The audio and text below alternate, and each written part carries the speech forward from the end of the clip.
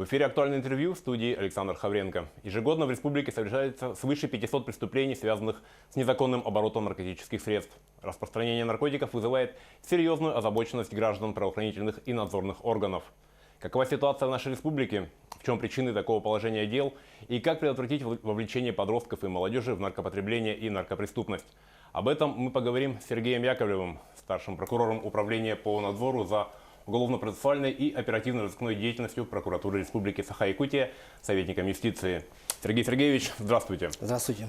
Ну вот, мы сказали о том, что ежегодно свыше 500 преступлений связаны у нас с незаконным оборотом наркотиков.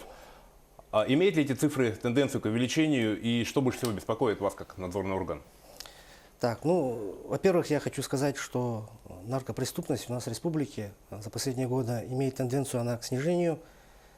Допустим, в 2019 году, в прошлом году, по сравнению с 2018 году, зафиксировано снижение выявляемости преступлений этого вида на 12%, с 643 до 561. Это указывает на положительную тенденцию, на снижение наркотрафика в республике.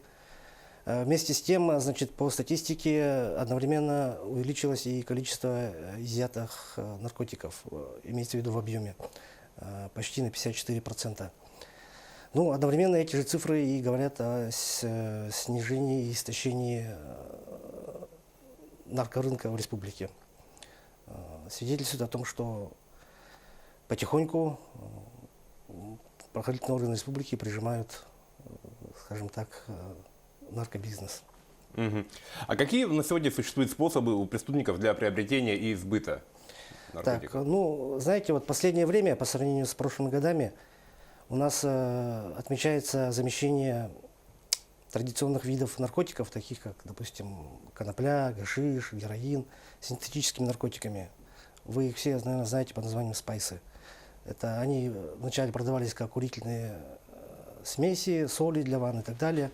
Одно время они даже были легальны, но сейчас они запрещены, приравнены к наркотикам. Но они являются наркотиками. Сейчас в связи с развитием современных технологий наркобизнес тоже подстраивается под эти новые влияния, и они продаются сейчас дистанционно через сеть интернет. Подробности я, естественно, рассказывать не буду, но сейчас продажа наркотиков уже идет не из рук в руки, как раньше, а дистанционно путем передачи через интернет, через тайники. А может быть, вот с этим связано снижение преступности, что не напрямую идет, а через так называемые закладки? Я бы не сказал, потому что, знаете, передача из рук в руки – это тоже трудновыявляемое преступление. И передача через тайники, она ее, может быть, даже легче отследить, потому что она оставляет материальные следы в интернете, в смартфонах, планшетах и так далее. Я бы не сказал, что это представляет особую трудность.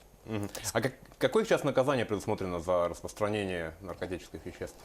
Так, тут необходимо отметить, что наркопреступность – это, во-первых, сначала идут приобретатели и хранители, то есть обычные потребители наркотиков, и отдельная категория – это сбытчики. Это разные составы преступлений, для них предусмотрены совершенно разные размеры наказаний.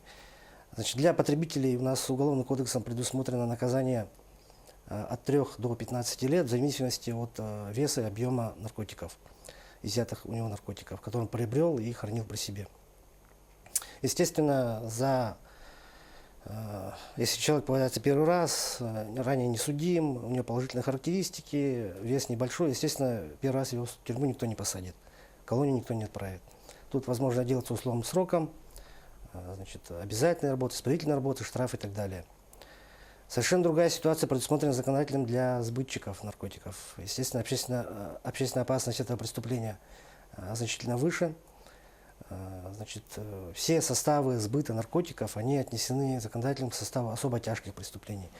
Там предусмотрено лишение свободы до 20 лет лишения свободы, а если вес изъят особо крупный, там вообще предусмотрено пожизненное лишение свободы. Так что, с такими составами преступлений, я не советую шутить. Там пожизненное лишение свободы, оно почти приравнено к убийствам, педофилии и так далее. Это очень серьезное преступление. А у нас в республике выносились такие суровые приговоры, 20-30 лет, пожизненные? Нет, у нас в республике Саха-Якутия пожизненные приговоры в данном случае не выносились. Конечно, у нас изымались наркотики, расследовались уголовные дела именно по этой статье, именно по этим весам, по этой части статьи 228 прим. 1, где предусмотрено пожизненное лишение свободы, но значит, пожизненное лишение свободы еще не применялось. Максимум это было 15-20 лет лишения свободы. А кто основной сбытчик наркотиков? Кто он торговец? Можно какой-нибудь портрет средний? Знаете, вот при анализе, когда вот видишь практику расследования таких дел, видно, что люди совершенно разные. Нельзя сказать, что какой-то определенный социальный слой людей именно занимается этим. Занимаются все. Особый какой-то такой типаж выделить нельзя. Занимаются и молодые, и старые, и, как говорится, из асоциальных слоев населения, и с высшим образованием. Тут невозможно так сказать. То есть это обязательно человек должен быть необеспеченный или вполне обеспеченные люди тоже могут заниматься этим?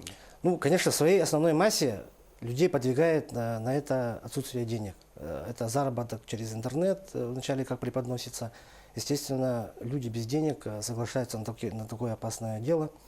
Но в практике случается, что и обеспеченные лица бывают, занимаются этим сбытом, но тут небольшая ремарочка, он одновременно является еще и потребителем, то есть к этому его подталкивает зависимость от наркотиков. То есть одновременно он и употребляет, и избывает наркотики для того, чтобы заработать денег на эти же наркотики, для употребления этих наркотиков.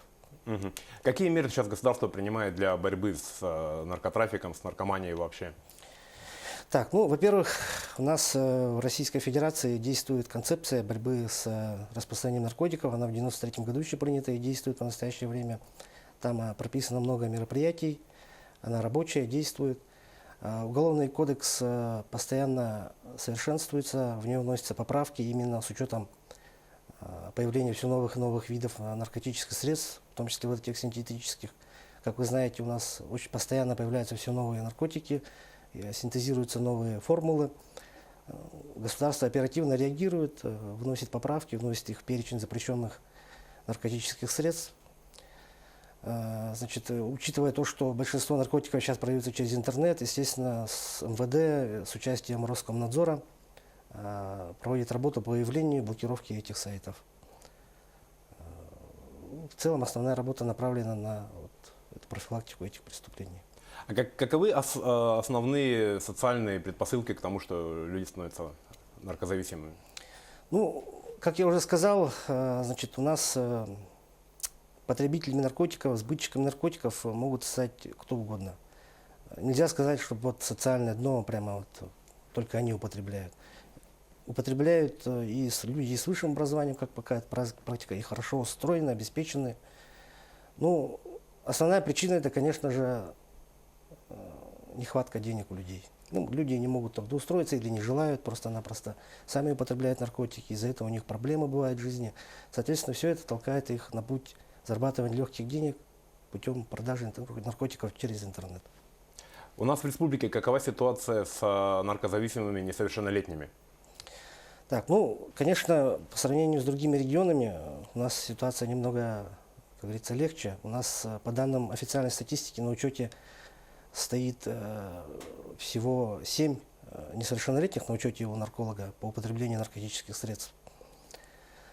Поэтому в этой ситуации, ну, ситуация в этом смысле здесь не очень, скажем так, плохая. Значит, за употребление наркотических средств несовершеннолетними, которые не достигли возраста уголовной административной ответственности, отвечают родители, за это предусмотрена административная ответственность. А несовершеннолетние вовлекаются в распространение или пока только вот потребление? Пока только потребление. Пока только потребление. Как обезопасить все-таки своих детей от контакта с наркораспространением, с наркотрафиком, с наркозависимыми? Так, ну, во-первых, своему ребенку нужно уделять больше внимания со стороны родителей. Значит, дети, которые вот оказываются на улице без внимания родителей, вот, которые употребляют алкоголь, токсикоманию, нюхают клей, и в том числе употребляют наркотики, это дети, которым родители уделяют мало внимания. Необходимо почаще общаться со своим ребенком, значит, делать так, чтобы у него было как можно меньше свободного времени, для того, чтобы он не скучал. Какие-то хобби, секции, кружки, нужно записывать детей. не оставлять их без присмотра, значит, круглыми сутками на улице с неблагополучными, так сказать, неблагополучным контингентом. Необходимо следить, не появляются ли у нее признаки употребления наркотиков, вялость, сонливость, значит, повышенный аппетит, раздражительность. В случае, если появляются тревожные симптомы, необходима консультация нарколога, консультация невролога. По месту учебы также работают общественные посты борьбы с наркотиками. Необходимо обращаться за помощью туда. Мгм. В последнее время очень актуальная тема так называемых снюсов, никотиносодержащих смесей. Вот отнесли ли их уже к наркотикам и как ведется контроль за их распространением сейчас? Так, ну вот так называемые снюсы – это табачные жевательные смеси, сосательные смеси, а также насвай. Они в данный момент не относятся к наркотическим средствам, в смысле, которыми придает им Уголовный кодекс, то есть уголовно не наказуемо. Но за это предусмотрена административная ответственность, то есть они все-таки запрещены законом, но не в порядке уголовного, как говорится, судопроизводства, за это предусмотрен только штраф. Значит, что касается в последнее время распространения бестабачных смесей, так называемых снюсов, в которых табак не содержится, они юридически не подпадают под это административное правонарушение.